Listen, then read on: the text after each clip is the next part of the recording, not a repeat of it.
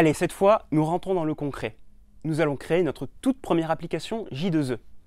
Je préfère vous prévenir tout de suite, nous n'allons pas forcément faire une application complexe ou même magnifique. Non, en réalité, nous allons faire une application très simple qui déjà va essayer de renvoyer une page blanche. Ça va nous permettre de comprendre comment on utilise Eclipse et Tomcat pour développer notre code et ensuite l'afficher dans une fenêtre de navigateur. De retour dans Eclipse, nous allons pouvoir créer notre premier vrai projet J2E. Vous allez vous rendre dans le menu File, New, et vous allez créer un nouveau Dynamic Web Project. Vous allez l'appeler Test pour Project Name, et vous allez cliquer sur New Runtime, Apache, Tomcat, vous allez prendre la dernière version, vérifiez que cette case ici, Create a New Local Server, est bien cochée, cliquez sur Next, et vous allez lui donner un nom, vous pouvez prendre le nom qui est défini par défaut, et vous allez bien définir le dossier où a été installé Tomcat. Donc sur Windows, c'était peut-être dans c:/tomcat, etc. Ici, sous Mac, c'est /library/tomcat, comme on l'avait fait lors de la configuration. Voilà. Il vous suffira de cliquer sur Finish, et vous devriez retrouver Tomcat dans la liste Target Runtime, comme ici.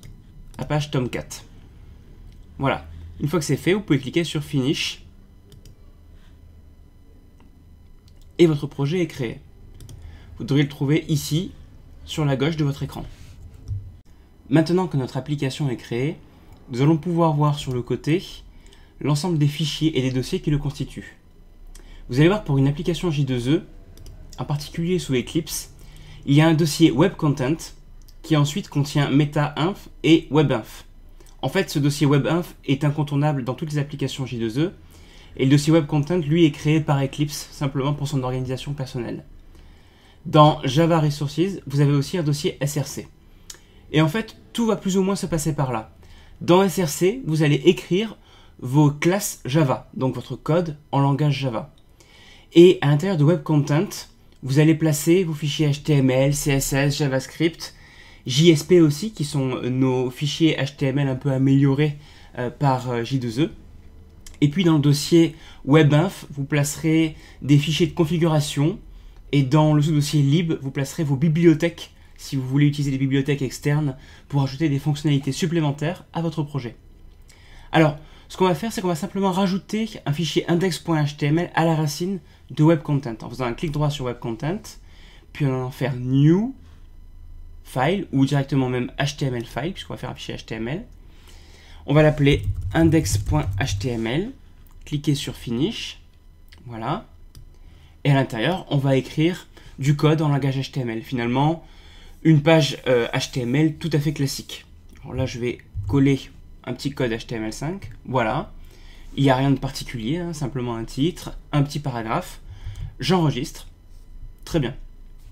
Maintenant, on va essayer d'exécuter notre application. On va faire un clic droit sur le nom de notre application, test.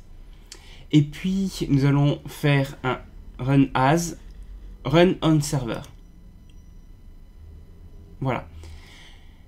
Et là, vous avez la page HTML qui s'affiche, celle qu'on vient de créer. Alors, il est possible que la première fois, quand vous faites le lancement de Tomcat, on vous demande de bien indiquer que vous voulez tourner sur Tomcat. Donc là, il suffira simplement de dire oui. Et ensuite, toutes les fois qui suivront, eh bien, ce sera Tomcat qui sera lancé, comme je viens de l'avoir ici, et vous verrez le navigateur afficher votre page HTML.